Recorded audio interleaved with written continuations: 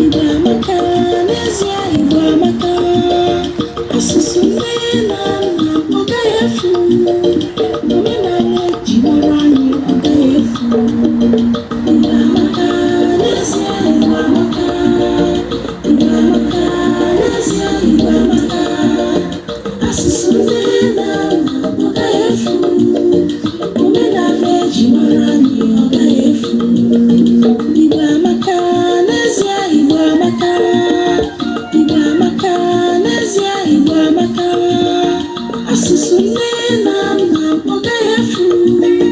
Omenala eji mara anyị ọ gaghị efu. Igbo amaka, n'ezie Igbo amaka. Igbo amaka, n'ezie Igbo amaka. Asụsụ nne na nna ọ gaghị efu. Omenala eji mara anyị ọ gaghị efu. Igbo ndị ọma ndewonu, ụmụaka Igbo ndewo. Ọ ka bụ nwada bụ Igobe. Isiokwu anyị bụ asụsụ na omenala nne na nna anyị agaghị efu. N'ihe nkụzi nke taa, anyị ga-eleba anya na akara ụdaolu nke a na-akpọ tone marks in English. Tone marks or markings are those special marks used to differentiate words in sentences in Igbo language. You may not necessarily see them in the pronunciation of English words, but they are used to give more understanding and better pronunciation of Igbo words, especially those words that have the same spelling but different meaning. Ụdaolu bụ otu esi ede olu mgbe a na-akpọpụta okwu. Akara ụdaolu bụ akara a na-etinye n'okwu iji gosipụta ndịiche dị n'okwu nwere otu nsupe mana nghọta ha dị iche iche. Akara ụdaolu bụ otu n'ime akara edemede nwere n'asụsụ Igbo. Ọ bụ naanị n'elu ụdaume na nyirudume ka a na-akanye akara ụdaolu. Remember that ụdaume is vowels. Then nyirudume is called semi-vowels. Mgbe ọbụla mgbochi ume abụọ bịakọrọ ọnụ, nke mbụ ga-arụ ọrụ dịka nyirudume.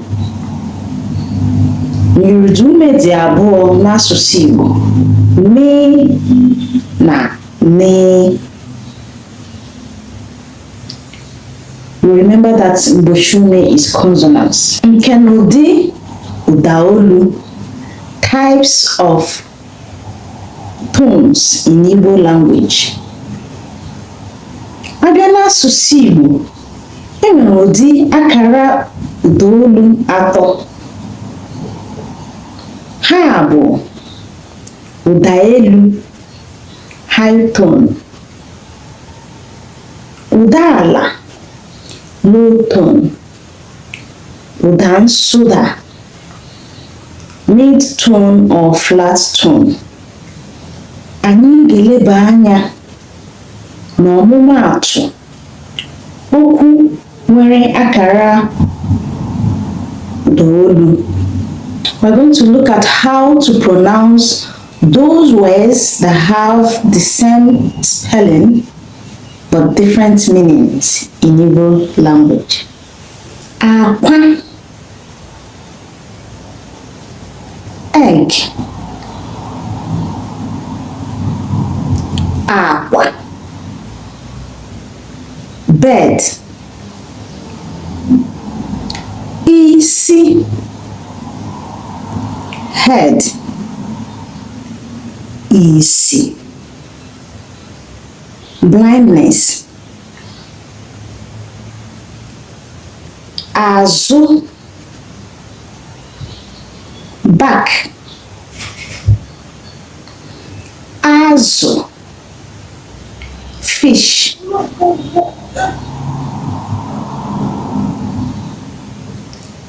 egbe, eagle, egbe, gun, oke, rat, oke, share, aja, sand, aja, sacrifice, igwe, sky, igwe, bicycle, eze, teeth, eze, king. Chetakwa na akara ụda nsụda anaghị ebido okwu Igbo, mana ọ na-eso okwu nwere akara ụda elu. Ka anyị gaa n'uru akara ụda olu bara n'edemede Igbo. Ọ na-egosi ebe a ga-eweli olu elu, ebe a ga-ewetu olu, na ebe olu ga-adị otu o si adị ma a na-akpọpụta okwu n'asụsụ Igbo. Ọ na-emekwa ka ihe edere tọọ ụtọ ọgụgụ, ka mmadụ ghara ịtabi ire ebe ọ na-akpọ okwu pụtara ọtụtụ ihe n'asụsụ Igbo. Denyere m n'ihe ntụnye nke akpọrọ comment section ofu mkpụrụ okwu Igbo nwere ụda nsụda. Anyị ga-ejikwa ohere a kelee nwanne anyị nwoke onye kwadoro ihe nkụzi nke taa, Maazị Peter Odemene, ebughị ụzọ nke mbụ n'ụmụ Opulagwa Mbaise, Italian and Igbo interpreter. Imeela o. Ọ dị mma Igbo na-ege m ntị, ka anyị dobiri ebe a n'ụbọchị taa. Ndewonu.